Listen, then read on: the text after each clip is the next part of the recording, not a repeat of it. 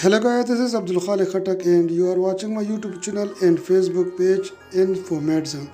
In this particular but on very short video, I will tell you a little bit about clonopin. So clonopin, which chemical formula is clonazepam, that is a benzodiazepam drug, which is usually used for acute treatment of panic disorder, epilepsy, and non-convulsive static epileptic patients.